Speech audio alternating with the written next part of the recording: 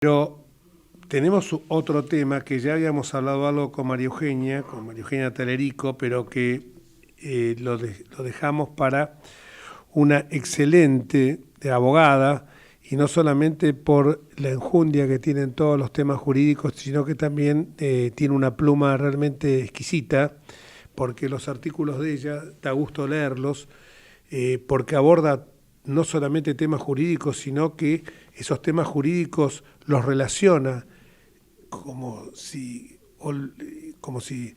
para no caer en una torre de marfil, que esto está aislado de la realidad, lo relaciona con nuestro presente cotidiano. Y llamó poderosamente la atención, al igual que Miguel Ángel Toma, que lo tuvimos en otros programas, que fue durísimo cuando nos dijo que este avión iraní habíamos que poner mucho acento en que a lo mejor cuando bajó en Córdoba era para despertar células terroristas dormidas, y fue más aún. Dijo, quizás los ataques ahora no sean ataques colectivos, sino que sean ataques individuales hacia blancos determinados.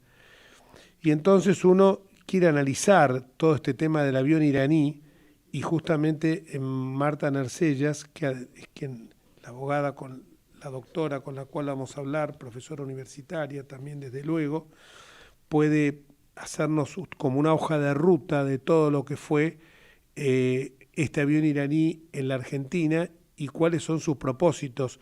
No nos olvidemos que Irán, que Venezuela es el testaferro de Irán en Sudamérica, y no nos olvidemos que el desembarco que se hizo en la región fue justamente en nuestro territorio, el único país en la región que sufrió dos atentados, dos masacres, como la de la Embajada de Israel en 1992 y la de la AMIA en 1994, de la cual se va a cumplir un nuevo aniversario el próximo 18 de julio, que costó la vida en este caso de 85 ciudadanos argentinos. Marta, buenas tardes, y después de esta presentación la pregunta que te hago es: explica un poco, como lo has hecho en muchos canales de televisión, y obviamente sin que esto pueda llegar a implicar la intromisión en temas que vos conocés, pero que evidentemente están reservados exclusivamente a la etapa sumarial, al secreto judicial. Buenas tardes, gracias por llamar y gracias por la presentación que me has hecho. Realmente no creí estar de nuevo en una causa judicial que tuviera esta entidad. Realmente creí que cuando sentimos la frustración por la impunidad que siguió al atentado de la AMIA, pese a que se intentaron un montón de vías para esclarecer lo que había sucedido, y que creo que en la causa existen muchas respuestas de lo que sucedió, creí que no volverían a ingresar a nuestro país personajes que nos hicieran cuanto menos ingresar la zozobra en nuestros espíritus. Sin ninguna duda, este avión tiene muchas preguntas sin respuesta, tiene demasiadas incoherencias, demasiadas cuestiones que por lo menos requieren una muy exhaustiva investigación. No me animo a afirmar, como lo hizo Toma, ni que puede haber ataque. En este caso yo estoy trabajando como abogada de la querella, y esto me obliga a ser cuidadosa de la investigación y a ser cuidadosa de la entidad a la que represento. Es decir, que lo que digo obviamente no puede ser todo lo que sé, sino lo que el secreto del sumario me permite decir. Lo Clarísimo, que sí, clarísimo. lo que sí puedo afirmar con absoluta convicción es que son tantas las incorrecciones, tantas las cuestiones que no encajan, que nos hacen recordar absolutamente al enmascaramiento comercial que existió en años antes del atentado para ingresar a nuestro país, la red de espías, que fueron los que dieron las coordenadas y los elementos necesarios para atacar la AMIA, y todo se le parece demasiado. Pero hay algo mucho más grave, algo que realmente me conmocionó. Ni siquiera es el avión ni su tripulación, sino es que ellos progresaron en tecnología y en un montón de cosas, pero Argentina está igual que en los 90. Argentina no tiene leyes, no tiene infraestructura, no tiene coordinación en sus fuerzas para investigar un hecho de esta naturaleza. Más, este hecho llega a la justicia creo que por una torpeza de los tripulantes. Y digo torpeza porque el juez recién se entera que este avión se encuentra en Ezeiza y que tiene un montón de preguntas que deberían ser contestadas porque Resnick Brenner presenta un habeas corpus para que le carguen combustible al avión y dejen ir a los tripulantes del mismo. Las fuerzas de seguridad recién actúan, es decir, se movieron con absoluta tranquilidad, tanto el avión como los tripulantes, desde que arribaron a nuestro país el día 6, tanto en Córdoba como en Buenos Aires, hasta que el día 10, no, perdón, sí, el 8, Uruguay no los deja entrar a su territorio y entonces debe regresar nuevamente a la Argentina. Ahí recién empiezan a actuar las fuerzas de seguridad, pero no se lo notifican al juez. Hasta que no llega el habeas corpus, el juez no tiene absolutamente ninguna posibilidad de ingresar a estudiar qué es lo que estaba sucediendo. Realmente que las empresas comerciales como YPF, Shell y Shell y Action le hayan impedido cargar combustible porque conocían el alerta que pesaba sobre el avión, que ellos se hayan opuesto a facilitarle la tarea de irse de nuestro país y que las autoridades de seguridad ni siquiera le hayan dado la alerta al tribunal, es muy preocupante. Y sobre todo después con esta falacia de Rossi cuando dice que él tiene la presunción, aparte de falacia, poco profesionalismo, porque el titular de la AFI no puede decir, eh, sobre todo puede haber sido ministro de Defensa, aunque se le escapó un misil, pero no puede decir que tiene la presunción que es simplemente un vuelo de instrucción, cuando todos sabemos que los pilotos se capacitan en simuladores por el bajo costo económico que implica un simulador en relación a toda la logística que requiere un vuelo en el aire. Entonces, cuando dice uno, aparte encaja perfectamente, porque son 4 iraníes, 12 venezolanos, 3 tripulaciones, tomándonos por tontos. Y cuando uno dice también, ¿era necesario un avión de esa envergadura para transportar piezas de repuesto pequeñas de automotores? Realmente todos son, como decís vos, piezas de un rompecabezas que no encajan. Hasta que habló Rossi, yo creía que quienes dirigían la agencia de inteligencia lo que debían hacer era investigar, era averiguar, era informarse e informarle al presidente para que éste adoptara las medidas a seguir. Realmente su exposición pública, su vergonzosa exposición pública, hace que uno sienta como que le estaba tirando letras sobre lo que tenían que decir a las personas que se encontraban en el avión, que tenían que decir cuál era la razón por la cual llegaron al país. Realmente, si teníamos alguna duda respecto de que solo se trataba de torpeza, que solo eran errores como los muchos que cometen en todas las áreas de gobierno, en este momento de la sospecha yo pasé a una seria duda respecto de la complicidad, porque no puede explicar lo que hacían, no se puede dar respuestas, menos desde una agencia de inteligencia o de ninguno de los otros organismos del Estado, no se pueden dar respuestas antes de investigar. Primero se pregunta y después se responde. Ellos respondieron y excusaron antes de contestar, sabiendo que se trataba cuanto menos de un avión que tenía una sanción internacional, de un avión que a las empresas comerciales les había llamado la atención tanto como para no cargar combustible, que es justamente su negocio. Entonces, realmente la actitud de las autoridades políticas del gobierno dejó mucho que desear en un tema que tiene que ser muy sensible. Tuvimos 2 atentados, no somos cualquier país. Paraguay reaccionó tarde, porque en realidad también debemos reconocer que quienes paramos el avión fuimos los argentinos. En Paraguay estuvo, y estuvo nada menos que en Ciudad del Este, que es uno de los lugares donde todos sabemos que está el Hezbollah, que desde allí se financia el terrorismo y el narcotráfico, que es una de las fuentes de financiación más importantes del terrorismo. Por eso que no es casualidad ni el aumento del narcotráfico, ni el descontrol que tiene el narcotráfico en nuestro país, porque todas las actividades ilícitas y actividades ilícitas en donde se mueve tanto dinero en efectivo como el narcotráfico sirven para financiar, para aceitar las redes del terrorismo. Entonces, estuvo allí y lo dejaron salir. Supongamos que se enteraron tarde, supongamos que no lo sabe y entonces después nos dan el alerta. Dan el alerta a Argentina, Argentina no hace absolutamente nada. Más grave aún, cuando se quiere ir de acá porque no tiene el combustible suficiente, ni Uruguay ni Paraguay los dejan entrar. O sea que queda en nuestro país. Porque el avión se quiso ir y se pudo ir si no fuera por el combustible. O sea que nosotros tuvimos acá un avión que deberíamos investigar cuanto menos a qué vino, por qué vino, porque la ecuación económica no da. Son fleteros, según dicen. Es decir, hay que averiguar, y esto nosotros lo hemos pedido como querellantes, el precio que se pagó por el flete y averiguar la totalidad de los gastos que este flete tuvo para realizar su cometido oficial. No nos olvidemos que fue a México a buscar la mercadería, pasó por Caracas, que no estaba en el plan de vuelos, y luego vino a la Argentina. Tenía que regresar desde la Argentina, tenía 19 tripulantes, tenía gastos de la tripulación, del hospedaje, porque pensaban irse al día siguiente, tenía una cantidad de combustible, solo tiene una suma importantísima. Es un avión viejísimo, con instrumental viejo.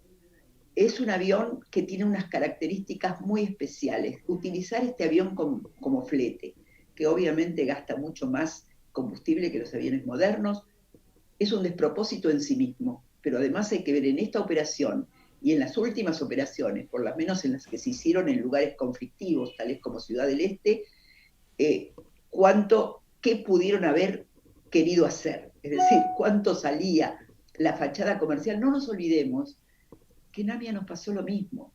No nos olvidemos que en AMIA nos enmascararon empresas comerciales como el frigorífico para meternos iraníes y para meternos dinero, para meter el dinero que fue necesario para implementar el atentado. Entonces, ya lo vivimos, esto es igual, parecería, yo miro lo que sucedió y retrocedo a los años 90 y se le parece tanto que digo, ¿cómo no están inquietos en sus sillones las autoridades políticas para sacar hasta la última célula de información que pueda tener ese avión y esos tripulantes? ¿Cómo podemos creer que vinieron a entrenarse tripulantes venezolanos, algunos de los cuales con una edad relativamente grande, como para ser alumnitos de aviación, que de casualidad también pertenecían al ejército, con gente que además está fichada como perteneciente al Quds, es decir, a la Fuerza Revolucionaria Islámica?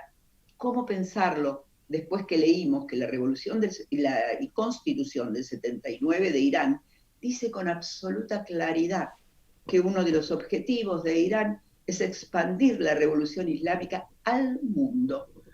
Y cuando uno hablaba con algunos espías y algunas de las personas que habían huido de Irán, nos decían con certeza, primero se escaparon, van por los musulmanes díscolos y luego irán por el mundo.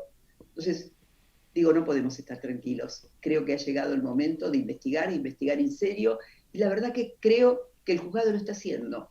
Realmente, en relación al tribunal, como en relación a la fiscalía, debo de decir que solamente puedo observar diligencia, trabajo, falta de medios, absoluta falta de medios. La Corte no parece estar proveyéndole los medios que resultan imprescindibles por una investigación de esta naturaleza.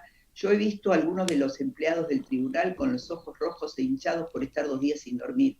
Realmente conmueve cómo en nuestro país seguimos haciendo todo en base al pulmón, a la fuerza y a la energía de algunas personas, de unas pocas personas. Sí, realmente eso es sumamente destacable.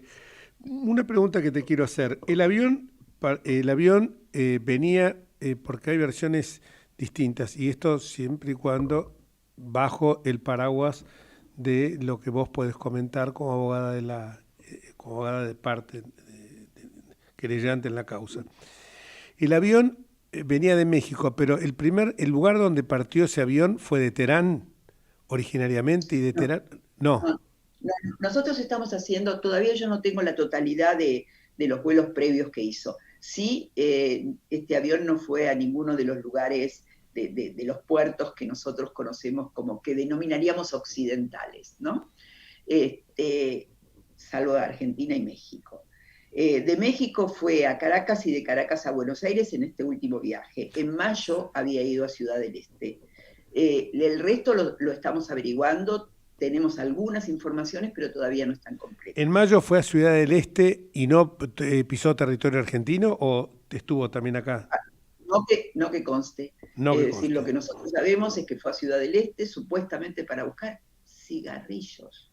Sí, sí, sí, sí. Cigarrillos para llevar a Aruba. Eh, es raro. Sí, es ridículo totalmente, porque cigarrillos, me parece que el cigarrillo se puede llevar en un avión de mucho menor porte por muchos motivos. Primero, porque el cigarrillo no es una carga pesada, es una carga liviana, y en segundo lugar, qué dimensión tenés que tratar para llevar cigarrillos. Me parece absolutamente ridículo, sobre todo que el cigarrillo que pueden vender en Ciudad del Este para llevarlo a Aruba. Me parece que las marcas más conocidas, yo hace rato que no fumo, pero las marcas más conocidas mundialmente de cigarrillos se pueden conseguir en lugares mucho más próximos a Aruba, y creo que en Aruba mismo, por la calidad de ciudad turística que tiene, también se pueden conseguir. Pero eso es, cuando llega a Córdoba, vos me decís que llegó el 8 de junio a Córdoba. En No, el Córdoba, 6, 6 de junio. el 6 de junio. En Córdoba fue con el propósito de reabastecerse o otro No, propósito tenía. él venía, el avión venía de Ezeiza y el piloto pide desviarse a Córdoba por las neblinas. Es decir, es un avión antiguo, un avión que no puede ser aterrizado solo con instrumental, y entonces requirió, ante la poca visibilidad que había, hacerlo en otro aeropuerto y pidió Córdoba. Y fue Ah, a Córdoba, y lo que hasta ahora sabemos es que en Córdoba no estuvo más de 2 horas y aparentemente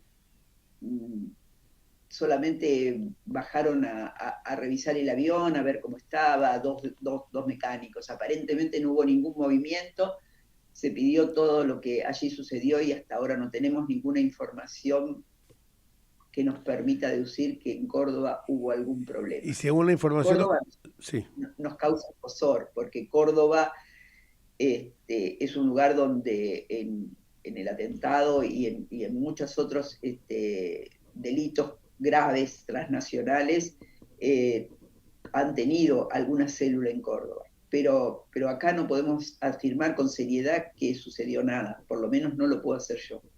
perfecto. Y cuando llega de Córdoba va a Buenos Aires, con el propósito, si bien originariamente venía a Buenos Aires, ¿cuál es el propósito que ellos aducen los repuestos? El flete, nada más.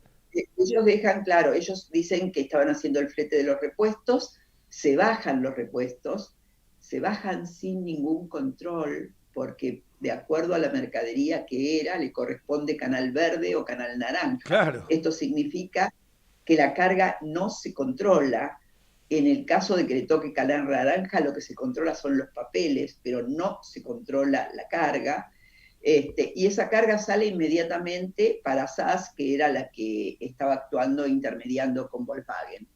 La carga que quedó en Ezeiza, que después no fue reclamada, y en esto soy poco conspirativa, yo creo que no fue reclamada por el problema que se armó, pero no creo que en esa carga hubiera quedado nada comprometido. Yo creo que si lo hubo, partió en la primera carga, en la del primer día, cuando ninguna mirada estaba puesta ni en el avión ni en los tripulantes. Ellos estuvieron 2 días para manejarse con total y absoluta libertad en nuestro país.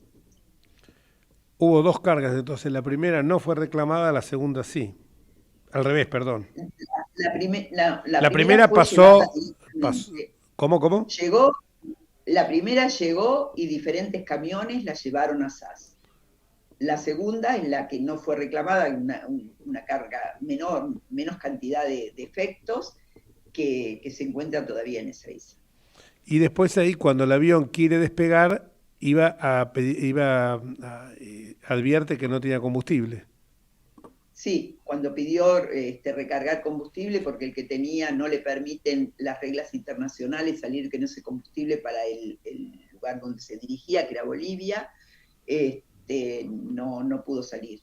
Por eso después consigue aparentemente una autorización de ANCAT para cargar en Uruguay, pero antes de entrar en el espacio aéreo uruguayo, las autoridades de ese país le dicen que no ingrese porque no lo van a recibir.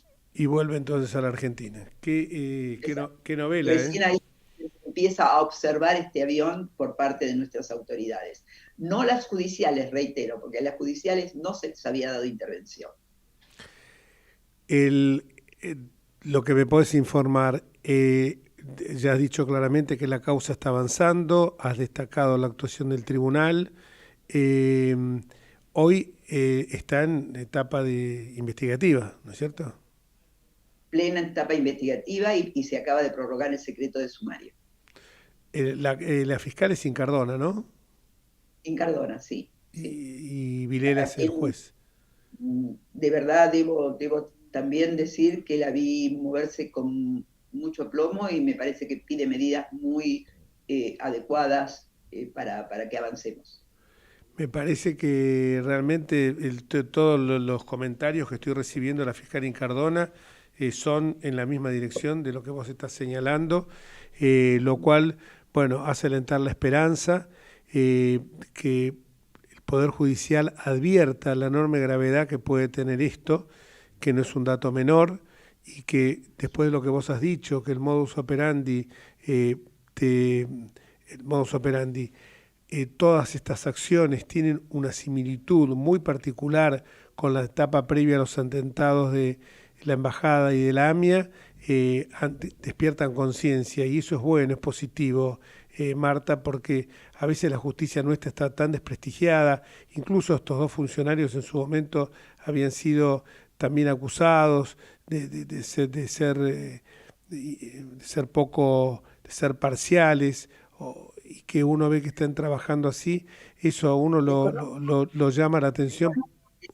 Prácticamente no trabajo en provincia, pese a que esto es federal y puedo hacerlo con mi matrícula nacional, pero yo no he trabajado en el tribunal ni con el fiscal, salvo excepcionalmente, por lo cual no puedo hablar de otras causas. No, no, Sí puedo decir esto me refiero al tema que causa, es bueno, porque me refiero no simplemente a algunas cuestiones periodísticas en otro tiempo, en algunas causas que intervinieron, que fueron también causas, por cierto, bastante de alto voltaje, pero es bueno saber de que hoy hay funcionarios judiciales, que son la gran mayoría, esto también hay que destacarlo, porque si no, como decíamos hace unos días con Ricardo Gilavedra, generamos una desconfianza general en las instituciones judiciales y por culpa de algunos pocos magistrados no podemos enlodar a otros. Y cuando uno ve cómo están trabajando, porque te repito, lo mismo que me estás contando vos, tanto de Videla como de Incardona, me lo está contando todo el mundo,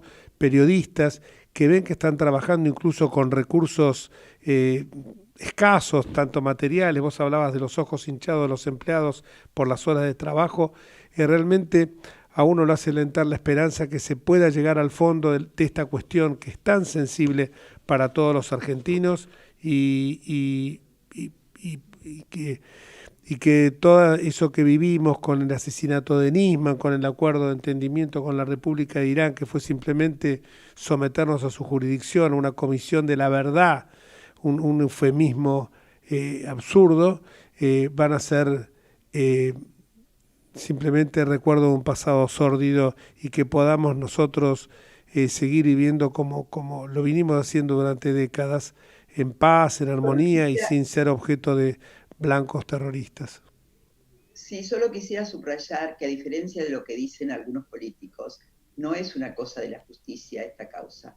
La justicia está haciendo su tarea y la está haciendo en forma eficiente, pero las causas de terrorismo o de sospechas de terrorismo, de financiación del mismo, es de todos los organismos del Estado. Seguro. Todos tienen que involucrarse en esta investigación y no solamente esto tiene que depender del esfuerzo y las espaldas del juzgado y la fiscalía. No, no, estamos totalmente de acuerdo en esto. Fíjate vos, si no habrá estado actuando bien la justicia, que Nisman lo pagó con su vida, que un funcionario judicial lo pagó con su vida. Fíjate bien, si no, estará actuando muy bien la justicia. Por eso le saco el sombrero tanto al juez Vilena como a la fiscal Incardona, porque la verdad que, repito, están A haciendo un quienes trabajo. espero que los cuiden. Exactamente, quería que agregáramos esto, que también lo cuiden a ellos. Marta, como siempre, brillante. Lo que te escribo a veces por WhatsApp, te lo reitero públicamente y les recomiendo a la gente que cuando vean alguna nota en algún medio periodístico de Marta Nercellas, de la doctora Nercellas, son buenísimas todas y siempre lo comentamos con amigos que tenemos en común como Osvaldo Nathanson y como que hoy no está porque siempre nos acompaña, porque trabaja en este equipo de radio todos los miércoles, que es el doctor Luis Jorge Cebajo, que también tiene solo pronunciamientos de elogio para vos, Marta. Un beso Amigos, no grandote. vale. ¿Cómo? Son amigos, así que no vale. No, pero amigos, no, porque somos, como somos realmente amigos, te diríamos cuando haces algo mal y no tenemos motivo de reproche alguno y no te diríamos tampoco que la nota es brillante. Bueno, la lista de Marta, sí, buena la nota, pero nada más. Pero los comentarios son siempre, entre nosotros hacemos siempre, che, viste la nota de Marta, excelente. Así que a los oyentes que no se la pierdan. Doctora Marta Nercellas, querida Marta, un beso gigante y a seguir adelante en esta cruzada que tenés por la verdad, por la justicia y por la paz y la tranquilidad de todos los argentinos. Mucho te agradecemos. Muchas gracias. Hasta luego. Un beso enorme.